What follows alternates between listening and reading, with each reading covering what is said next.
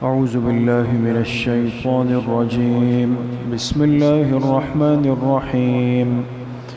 وقال الذين لا يرجون لقاءنا لولا أنزل علينا الملائكة أو نرى ربنا لقد استكبروا في أنفسهم وعتوا عتوا كبيرا يوم يرون الملائكة لا بشرى يومئذ للمجرمين ويقولون حجرا محجورا وقدمنا إلى ما عملوا من عمل فجعلناه هباء منثورا. صدق اللہ العظیم. یہ سورۃ الفرقان کی آیت نمبر 21، 22 اور 23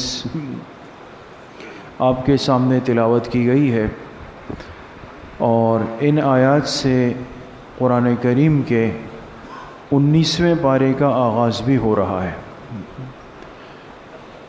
پچھلی آیات میں یہ بات گزری ہے کہ اللہ پاک نے آخری پیغمبر جناب رسول اللہ صلی اللہ علیہ وسلم کو مبعوث فرما کر اپنی آخری کتاب آپ کو عطا فرمائی، قرآن کریم۔ تو اس امت کے پاس نجات اور ہدایت اور کامیابی کے جو دو اہم اور بنیادی راستے ہیں، وہ اللہ کے آخری پیغمبر اور پیغمبر پر آنے والی اللہ کی آخری کتاب ہے۔ اس کے بغیر نجات کا کوئی حل نہیں، کوئی راستہ نہیں۔ لیکن جو منکرین تھے اور محرومین تھے، انہوں نے یہ اعتراض کیا کہ اگر آپ واقعی اللہ کے سچے پیغمبر ہیں تو کیا وجہ ہے کہ آپ وہی کچھ کرتے ہوئے ہمیں نظر آتے ہیں جو ہم کرتے ہیں؟ ہم بھی کھانا کھاتے ہیں، پیتے ہیں، آپ بھی کھانا کھاتے ہیں، پانی پیتے ہیں، ہم بھی باہر گھومتے ہیں، بازاروں میں جاتے ہیں، آپ بھی جاتے ہیں۔ مقصد یہ کہ آپ کی زندگی عام انسانوں کی طرح ہے، عام بشر کی طرح ہے۔ تو ان کے ذہن سے یہ نتیجہ انہوں نے اخذ کیا کہ اگر نبی ہے تو وہ بشر نہیں ہونا چاہیے پھر، یا اگر بشر ہے تو پھر وہ نبی نہیں ہو سکتا ہے۔ اس لیے کہ اگر واقعی اللہ کے نبی ہے، اس پر وحی اترتی ہے، تو اس کے پاس کچھ خاص قسم کی طاقتیں ہوں، اس کے ساتھ فرشتے ہوں، اس کے پاس دنیا کے مال و اسباب اتنے زیادہ ہو کہ انسان حیران رہ جائے۔ ان اعتراضات اور شبہات کا جواب اللہ پاک نے پچھلی آیات میں دیا، جو آپ کے سامنے ذکر ہوئی کہ چونکہ پیغمبر کے دنیا میں آنے کا مقصد انسان کی ہدایت ہے اور انسان کی رہنمائی ہے، اور انسان اپنی ہدایت میں محتاج ہے اپنی ہی جنس کا۔ اس کو فائدہ جس استاد سے، جس مربی سے، جس معلم سے پہنچے گا، وہ بھی انسان ہونا چاہیے، ورنہ اس کے بغیر یہ کس سے ہدایت حاصل کر سکتا ہے اور کس سے فائدہ حاصل کر سکتا ہے؟ اس لیے اللہ نے پیغمبروں کا جتنا سلسلہ چلایا ہے، ان سب کی بعثت دائرہ بشریت میں ہوئی ہے۔ آدم علیہ السلام سے لے کر خاتم الانبیاء جناب رسول اللہ صلی اللہ علیہ وسلم، تمام انبیاء اور مرسلین وہ بشر تھے، لیکن ان کا جو مقام تھا، جو ان کا مرتبہ ہے، جو ان کی عزت اور عظمت ہے، وہ عام انسان سے کتنی زیادہ ہے، اس کو انسان سوچ بھی نہیں سکتا، بیان کرنا تو دور کی بات ہے۔ اب جو آج کی 3 آیات ہے، اس میں انہوں نے ایک درجہ اور آگے بڑھایا۔ انسان جب صحیح علم کی روشنی سے محروم ہو جائے تو اس کی جہالت ایک جگہ پہ رکتی نہیں ہے دوستوں پہ۔ اس لیے جو بار بار ہم سنتے ہیں نا اپنے بڑوں سے، بزرگوں سے، علماء سے، کہ امت کو جڑ کر رہنا چاہیے دین کے ماحول سے، علماء کے ماحول سے، اس لیے کہ 95% امت کے پاس اتنا وقت نہیں ہے کہ وہ اپنے آپ کو فارغ کر لے اور دین کا پورا علم سیکھ لے، 8-10 سال فارغ کرے۔ وہ تو ایک چھوٹا سا طبقہ ہوگا، وہ اس کام کے لیے فارغ ہو جائے گا۔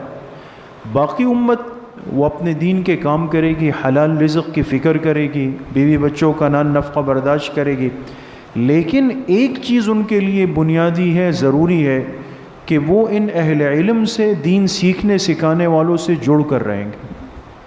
جس دن وہ کٹ گئے تو نتیجہ کیا نکلا کہ نہ خود سیکھنے کے لیے فارغ، نہ جڑنے کے لیے وقت نکالا، تو ہدایت کے مقابلے میں پھر ضلالت اور گمراہی منتظر ہوتی ہے۔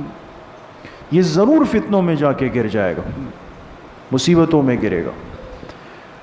تو اب جب انسان اپنے آپ کو دور رکھتا ہے تو جہالت رکتی نہیں ہے۔ دوستو بہت غور سے سنیں، ابھی تک آپ نے آیات کے اندر سنا کہ ان کا اعتراض کیا تھا کہ یہ پیغمبر تو ہماری طرح کا انسان ہے، اس کے پاس فرشتے کیوں نہیں آتے، اس کے پاس سونے چاندی کے پہاڑ کیوں نہیں ہیں، اس کے پاس باغات کیوں نہیں ہے، یہ کیوں نہیں ہے، وہ کیوں نہیں ہے، یہ اعتراض۔ اب اور آگے بڑھ کر اب ان کے تقاضے دیکھیں۔ اب جو ان کے مطالبات ہیں وہ جسے اردو زبان میں کہتے ہیں نا، چھوٹا منہ بڑی بات۔ بعض دفعہ انسان کا منہ اتنے اس قابل نہیں ہوتا جتنی بات کر رہا ہوتا ہے، وہ اپنی حیثیت سے بڑھ کے۔ ان آیات کا خلاصہ یہی ہے دوست، محرومی کے نتائج یہ ہوتے ہیں۔ پھر اب انہوں نے جو مطالبات کیے وہ پھر کچھ زیادہ ہی بڑے درجے کے، ان کا تذکرہ آج کی آیات میں۔ وقال الذین لا یرجون لقاءنا، اور وہ لوگ جو ہم سے ملاقات کی امید نہیں رکھتے۔ اللہ پاک فرما رہے ہیں جو لوگ ہم سے ملاقات کی، تو آپ بتا سکتے ہیں کہ اللہ سے ملاقات کہاں ہونی ہے؟ آخرت میں ہونی ہے نا، قیامت میں نا۔ یہی تو عقیدہ آخرت ہے ہمارا۔ ہم یہ ایمان رکھتے ہیں کہ اللہ کو ہم دیکھ سکیں گے، اللہ سے ملاقات کر سکیں گے، کہاں پر؟ قیامت میں، آخرت میں۔ تو اللہ فرما رہے ہیں جن کو ہم سے ملاقات کی امید نہیں ہے، تو یہ کون لوگ ہیں؟ یعنی جن کا آخرت پر ایمان نہیں ہے۔ وہ کہتے ہیں آخرت آنی ہی نہیں ہے، قیامت آنی ہی نہیں ہے، جب آنی ہی نہیں تو اللہ سے ملاقات بھی نہیں۔ تو وہ لوگ جو ہم سے ملاقات کی امید نہیں رکھتے، وہ کافر، وہ مشرک، وہ منکر، وہ کہنے لگے لولا انزل علینا الملائکہ، کہ ہم پہ فرشتے کیوں نہیں اترتے؟ ابھی تک کہہ رہے تھے کہ اس شخص کے ساتھ فرشتے کیوں نہیں ہوتے، اب کہنے لگے براہ راست ہمارے پاس فرشتے آئے ہیں، ہم اتنے بڑے ہو گئے کہ ہمارے پاس فرشتے آئے۔ او نرا ربنا، یا یہ کہ ہم اللہ پاک کو آمنے سامنے کیوں نہیں دیکھ پا رہے؟ اگر کوئی اللہ کی ذات ہے اس کائنات میں، اس کائنات کو بنانے والی ذات ہے جیسے یہ لوگ کہہ رہے ہیں، تو پھر ہم اللہ پاک کو دیکھ کیوں نہیں پا رہے؟ اللہ ہمیں آمنے سامنے نظر آنے چاہیے۔ اللہ پاک نے فرمایا لَقَدِ اسْتَكْبَرُوا فِي أَنفُسِهِمْ، انہوں نے اپنے آپ کو بہت بڑا سمجھ لیا ہے، انہوں نے اپنے آپ کو بہت بڑا سمجھ لیا۔ وَعَتَوْا عُتُوًّا كَبِيرًا، اور بہت بڑی سرکشی کے مرتکب ہوئے کہ ہمیں فرشتے نظر آئے اور ہمیں اللہ پاک نظر آئے، یہ ان کی سرکشی ہے۔ یوم یرون الملائکۃ، ہاں ان سے کہہ دیں کہ ایک دن آئے گا فرشتے ضرور نظر آئیں گے، جو تم مانگ رہے ہو فرشتے نظر تو آئیں گے، لیکن جس دن آئیں گے لا بشرا یومئذ للمجرمین، وہ ان مجرموں کے لیے خوشخبری کا دن نہیں ہوگا۔ وہ تو موت کے فرشتے ہوں گے، وہ تو عذاب کے فرشتے ہوں گے، روح قبض کرنے والے، کھینچنے والے فرشتے ہوں گے، اور جب وہ نظر آئیں گے وَيَقُولُونَ، تو پھر یہی مطالبہ کرنے والے لوگ چیخ کر کہیں گے حجرم محجورا، ہمیں کوئی مضبوط پناہ گاہ دے دی جائے، ہمیں ان سے بچا لیا جائے، کوئی پناہ مل جائے، کوئی آڑ مل جائے، کوئی رکاوٹ مل جائے۔ وَقَدِمْنَا إِلَى مَا عَمِلُوا مِنْ عَمَلٍ، اور پھر انہوں نے دنیا میں جو اعمال کیے ہیں، اللہ فرماتے ہیں ہم ان کی طرف متوجہ ہوں گے، دنیا کے کیے ہوئے اعمال۔ فَجَعَلْنَاهُ هَبَاءً مَنْثُورًا، اور پھر ہم ان کے ان کیے ہوئے کاموں کو، اعمال کو اڑتے ہوئے غبار کی طرح ضائع کر دیں گے، سب کچھ ختم ہو جائے۔ تو عرض کرنے کا مقصد یہ ہے کہ ایمان بالغیب بہت بڑی نعمت ہے۔ ہماری ساری بنیاد جس عمارت، جس بنیاد پہ کھڑی ہے نا دوستوں، ہم جس بنیاد پر اپنے آپ کو مسلمان کہتے ہیں، مومن کہتے ہیں، حضور کا امتی کہتے ہیں، اور آخرت پر ایمان رکھتے ہیں، اس پوری عمارت کی بنیاد یاد رکھیں غیب پر ہے، مغیبات پر ہے، کوئی چیز نظر نہیں آ رہی۔ نہ اللہ کی ذات کو ہم نے اس دنیا میں دیکھا، نہ دیکھ سکتے ہیں، نہ مرنے کے بعد قبر کی زندگی کو ہم نے دیکھا، نہ دیکھ سکتے ہیں، نہ قبر کے بعد حشر کی صورتحال کو ہم نے دیکھا، نہ اب دیکھ سکتے ہیں، اور نہ آخرت کی صورتحال کے پل صراط ہے، وزن اعمال ہے، جنت ہے، جہنم ہے، اللہ کے سامنے حاضری ہے، نامہ اعمال پیش ہونے ہیں۔ کسی نے آج تک اپنی آنکھوں سے اس صورتحال کو نہیں دیکھا ہے، اور کوئی دیکھ سکتا ہے؟ نہیں دیکھ سکتا۔ لیکن میرے دوستوں بزرگوں، میں آپ سے پوچھتا ہوں کہ یہ ساری چیزیں جو ابھی میں نے مختصراً عرض کی، اگر کوئی ہم سے پوچھ لے کہ بھئی یہ نظر نہیں آنے والی چیزیں، عقل میں نہ آنے والی چیزیں، کیا آپ پھر بھی اس پر ایمان رکھتے ہیں؟ تو ہم کیا کہیں گے؟ الحمدللہ۔ ہم کیا کہیں گے؟ الحمدللہ کہ ہم ان ساری چیزوں پر ایمان رکھتے ہیں۔ اور وجہ یہ ہے کہ یہ ساری چیزیں ہمیں جس ذات اور ہستی نے بتائی، جناب رسول اللہ صلی اللہ علیہ وسلم، وہ اس کائنات کے سب سے سچے انسان ہیں۔ ان کی بات میں ذرہ برابر شک کی گنجائش نہیں ہو سکتی۔ آپ نے جو فرمایا، جو کہہ دیا، جو ارشاد ہوا، اس پر آنکھیں بند کر کے ایمان ہے۔ آمنا وصدقنا وسلمنا، ہم اس پر ایمان بھی لائے، اس پر تصدیق بھی کی، اس کو تسلیم بھی کر لیا۔ ایمان بالغیب ہے، اس کے بغیر تو کچھ بھی نہیں ہو سکتا۔ اس لیے میرے محترم دوستوں بزرگوں، فتنے، اور خاص طور پہ آج کے فتنے جن سے ہمارا سامنا پڑ رہا ہے اور آگے پڑنے والا ہے، یہ مادیت کا دور ہے۔ ہر چیز مادیت کی بنیاد پہ آگے بڑھائی جا رہی ہے۔ آپ اگر غور کریں، ہر چیز کا حل آپ کو بتایا جائے گا اسباب کے ذریعے سے۔ بیماری کا حل اسباب ہے، غربت کا حل اسباب ہے، پریشانی کا حل اسباب ہے، ہر چیز کو اسباب سے جوڑ دیا گیا۔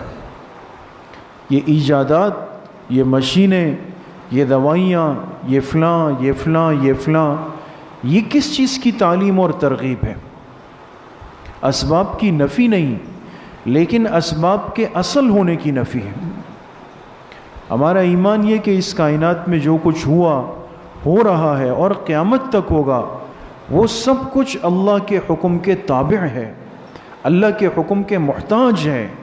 اگر اللہ چاہے تو ہو جائے، اللہ نہ چاہے تو نہیں ہو سکتا۔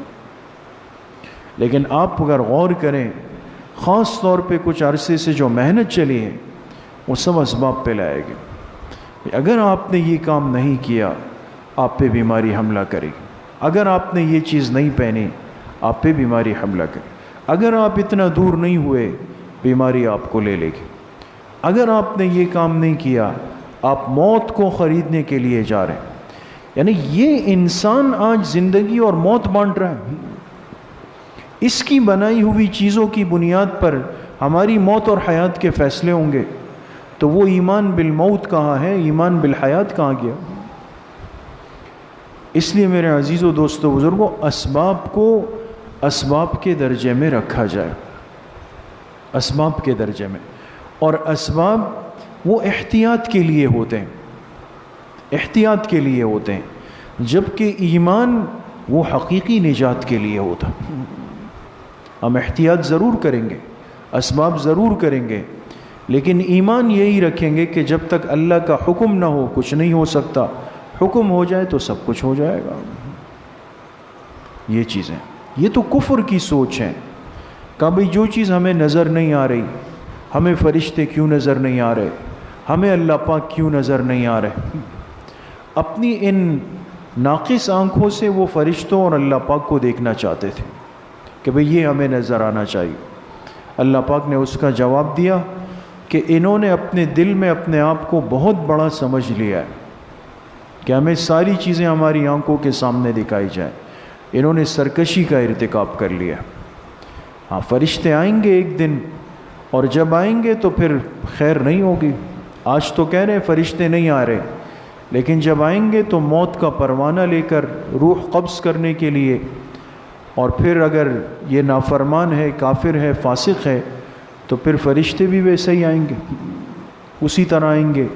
احادیث مبارکہ میں اس کی میں بہت بڑی تفصیل ہے کہ نافرمان کی روح قبض کرنے والے، فرما بردار کی روح قبض کرنے والے وہ کیسے لوگ ہوتے ہیں۔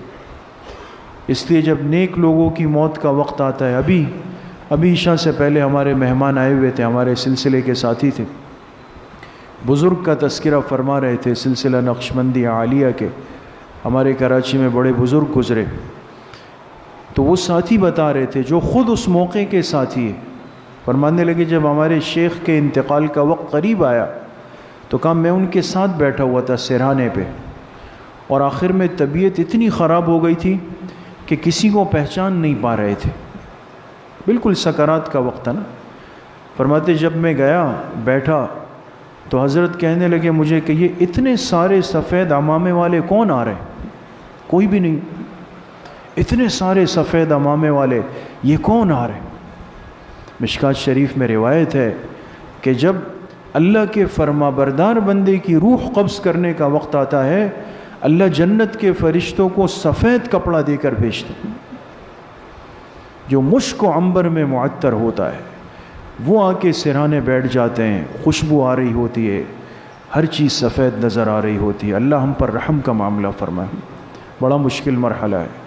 تو یہ فرمابردار بندے کی کیفیت ہے، کیوں؟ اس لیے کہ ساری زندگی اللہ سے ڈر کے، اللہ کے ساتھ خوف سے، فکر آخرت کے ساتھ گزاری، تو پھر موت بھی ایسے ہی ہے دوست۔ خدا نخواستہ اگر نافرمان ہے، اللہ کو ناراض کر کے زندگی گزاری، تو پھر فرمائے کہ جو قبیح الوجہ، وہ فرشتے جن کے چہرے اللہ پاک نے ایسے بنائے ہیں جس کو انسان دیکھنے کی تاب نہیں رکھتا، وہ جہنم کے کپڑے لے کر، جہنم کا لباس لے کر، ٹاٹ سے زیادہ سخت ہے، بدبودار ہے، اس کو لے کر اس میت کے پاس جاتے ہیں، اور اس کی روح جب کھینچتے ہیں تو ایک ایک ہڈی، ایک ایک جوڑ کے اندر اس کی روح پھنستی ہے اور وہ اس کو اندر سے کھینچ رہے ہوتے ہیں۔ اتنا سخت معاملہ ہے۔ اس لیے میرے عزیزوں دوستوں بزرگوں، عرض کرنے کا مقصد یہ ہے کہ فکر آخرت سے تیاری آخرت پیدا ہوگی، اس کے بغیر نہیں ہے۔ ہم اپنے آپ کو تسلی دیتے ہیں کہ آخرت کی تیاری کریں گے، کب کریں گے؟ ریٹائر ہو کے کریں گے، 5 سال بعد کریں گے، حج سے آ کے کریں گے، بچوں کی شادیاں کر کے کریں گے، بچیوں کی شادیاں کر کے کریں گے، دکان ذرا چل جائے کریں گے، یہ معاملہ یہاں پہنچ جائے کریں گے، اور یہ نہیں پتہ ہے کہ وہ اتنا قریب بیٹھا، کسی بھی وقت آ کے پکڑ لیا، سب ختم ہو جائے۔ ہر وقت فکر آخرت، جب یہ فکر انسان پہ سوار ہوگی، آخرت کی تیاری یہ انسان ضرور کرے گا دوست۔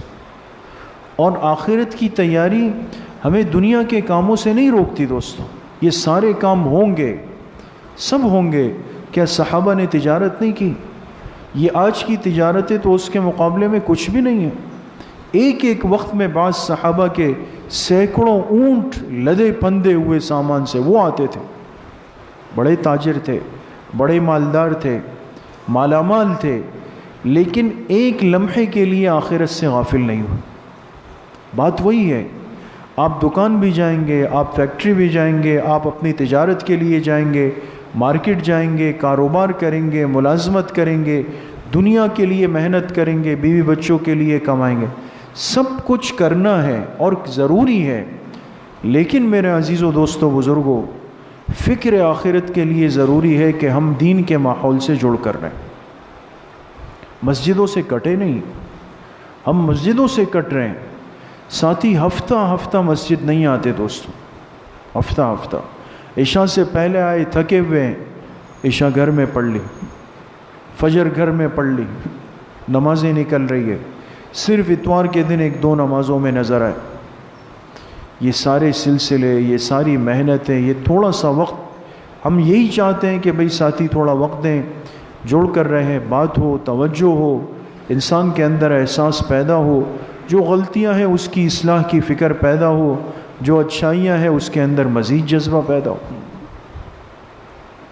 تو اس لیے ایک تو مسجدوں سے جڑ کر رہے ہیں، اور دوسرا میرے عزیزوں دوستوں بزرگوں، یہ کوشش کریں کہ نماز سے فارغ ہو کر دین کے حلقے میں ہمیشہ عرض کرتا ہوں اپنے ساتھیوں سے اس مسجد میں کہ یقین کریں دین کے حلقے سمٹتے جا رہے ہیں، بہت کم ہو رہے ہیں، بڑھ نہیں رہے۔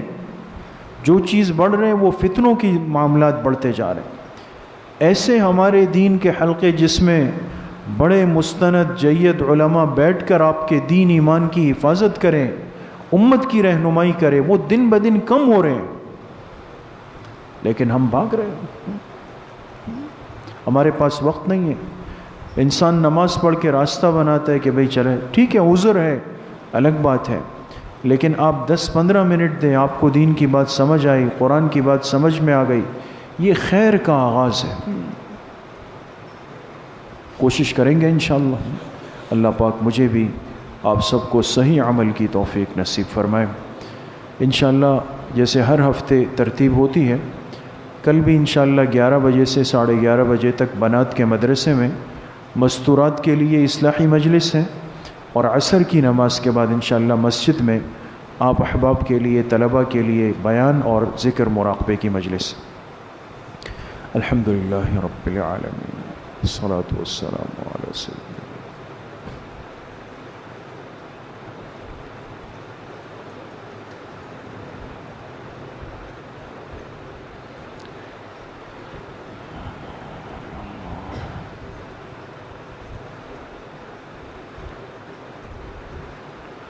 وصلی اللہ وسلم علی نبینا محمد وآلہ واصحابہ اجمعین برحمتہ۔